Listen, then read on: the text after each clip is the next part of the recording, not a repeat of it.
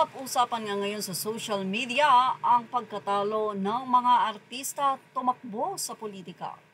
May ilang mga celebrities na nag-concede sa kanilang mga kalaban sa gitna ng naganap na bilangan ng boto para sa 2025 midterm election sa bansa.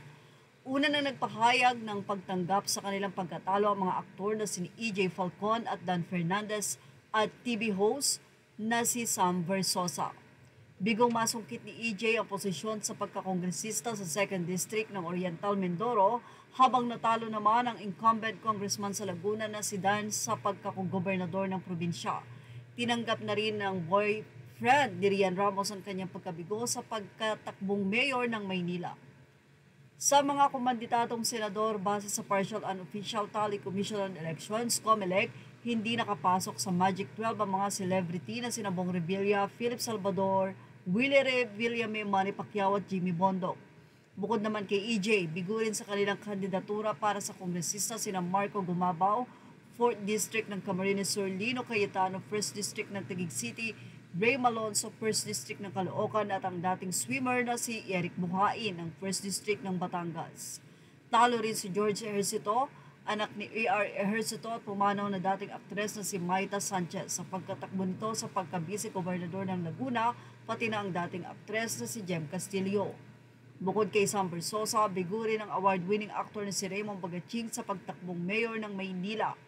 Hindi rin pinalad sa kanilang kandidatura sa pagka-alkalde ang mga aktor na sina Victor Neri, Emilio Garcia ng Laguna, DJ Sugod Cebu, pati na ang talent manager na si Arnold Vigafria ng Olongapo at ang direktor na si Bobet Vidanes, Pililia Rizal. Para naman sa pagka-vice mayor, hindi nagtagumpay sa kanilang re-election bid ang premyadong aktor na si Eusebio at ang dating PBA player na si Dondon Hontevero sa Cebu City. Bigo rin ang PBA legend na si Philip Cesar na tumakbo sa San Juan. Talo rin sa laban sa pagka-vice mayor sina Mansur del Rosario, Makati, Angelica de la Cruz ng Malabon at Anjo Eliana, Calamba, Laguna. Pareho ring talunan sa kanilang kandidatura bilang konsehal sa Caloocan ang ex-celebrity couple na Marjorie Barreto, 1st District at Dennis Padilla, 2nd District. Hindi rin nakapasok sa konseho sina Aramina, 2nd District ng Pasig, Sham si Supsup, 1st District ng Pasig City, Enzo Pineda, Ali Forbes, Aljur Abrenica. Dagdag pa sa listahan ng mga bigo sa pagtakbo konsehal sa 2025 midterm elections sina Abby B. Duya, 1st District ng Parañaque, Ryan Eliana, 2nd District ng Parañaque, David Chua, 2nd District ng Manila, Bong Alvarez, 3rd District ng Manila, Mocha Uson, at Neil Coleta, Dasmariñas, Cavite. Tumakbo rin bilang board member sa 1st District ng Benguet ang aktor na si Roy Vinson pero nabigo rin siyang masungkit ng pwesto.